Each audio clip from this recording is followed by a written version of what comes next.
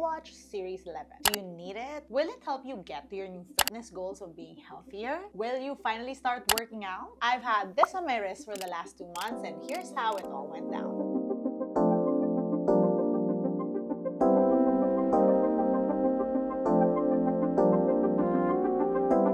Good day, you beautiful people. In today's video, I'm going to be talking about my experiences with the new Apple Watch Series 11. I've exercised with it, tracked my sleep, tracked my health, kept this on my wrist for a while now. All that and more, but first, let's rewind to the unboxing.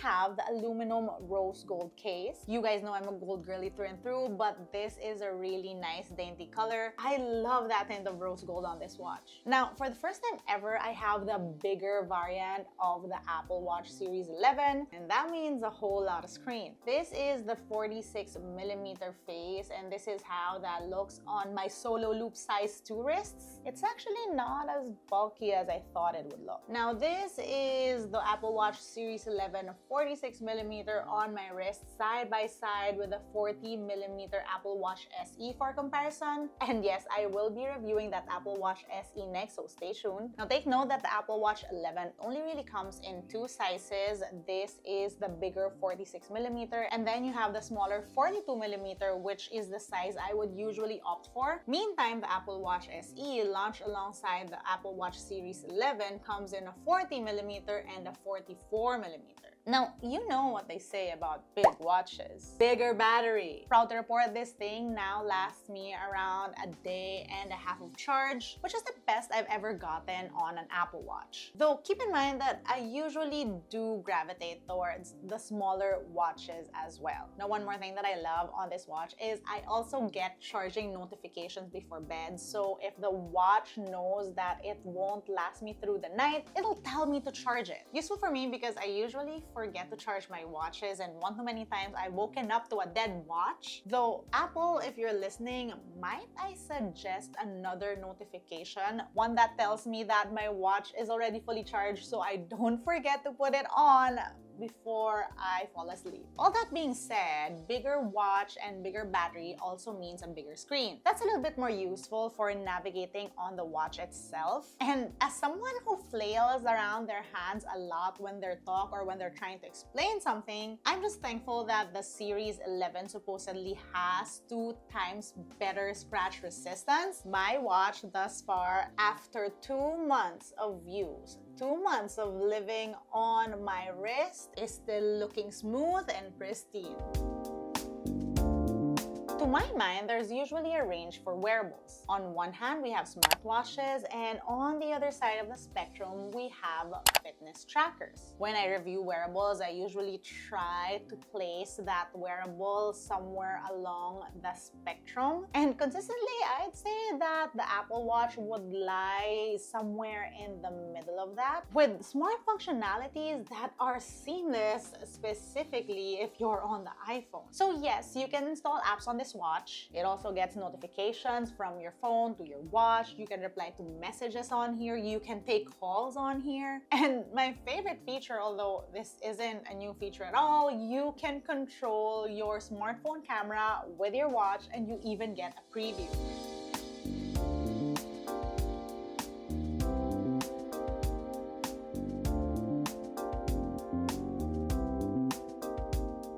Aside from that, you also get gestures. New on this watch is the flick gesture, which is basically a very physical way of ignoring notifications on your watch without ever touching a button. This thing runs on watchOS 26, and you can also see the liquid glass design throughout the watch UI. Now, in terms of health and fitness tracking, one new thing with watchOS 26 is the sleep score. Apple Watches have always tracked sleep, but this time around, you have a quantifiable number that helps you grasp all the data that your watch tracked when it comes to your sleep. For someone like me who's not so well versed in health and sleep metrics, it's not like I'm gonna dig into the data to try to figure out what level of sleep I'm getting. Having that sleep score, that quantified number, it just makes it so much easier to figure out the quality of sleep you're getting. It also helps me gamify getting rest, if you get what I mean. Now, aside from your sleep score, you can also check actual sleep patterns. For example, aside from the excellent sleep score I've been getting, this shows me that I'm pretty much consistent with trying to get my sleep in. Now, aside from tracking stuff like your heart rate, your respiratory rate, your sleep, your temperature, you'll also get notifications from this watch for hypertension, low or high heart rate, and even sleep apnea based on irregular patterns from the data it's gathered from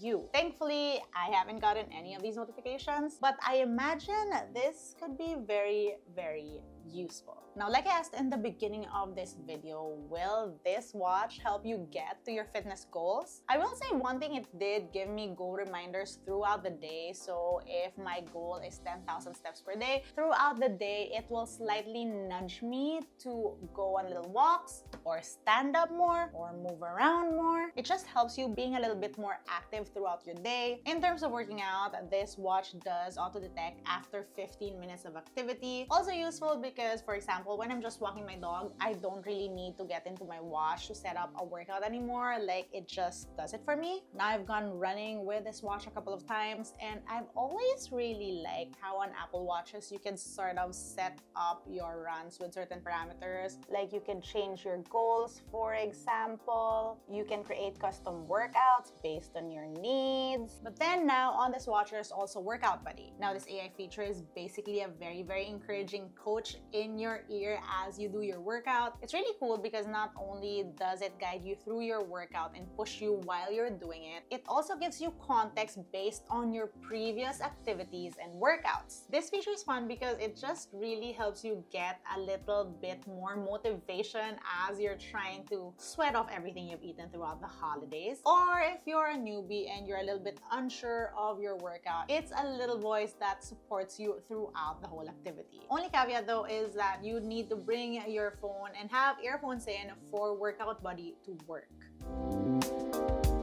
So, well, technically, this watch didn't make me work out and get abs. It did help in tracking my data and, well, motivating me to work out. I've also learned a lot of things from this watch. First of all, that my sleep has gotten so much better compared to like where I was last year. I've also learned that my fight against a sedentary lifestyle, well, I haven't won it, but I've been improving in terms of step count. All in all, I enjoyed having this thing on my wrist. I feel like the big strength of the Apple Watch is really how balanced it is between being a fitness tracker and a very high functioning smartwatch. Now that you've seen how I've been using my Apple Watch Series 7, let me know if you think this would fit your lifestyle. That's it for today, and as for me, I am now switching to the Apple Watch SE to test it out again. Stay tuned for that. That's it for today's video. If you want to see how I use my tech on a daily basis, find me online. That's IsaDoes_ on Instagram, Twitter, and TikTok.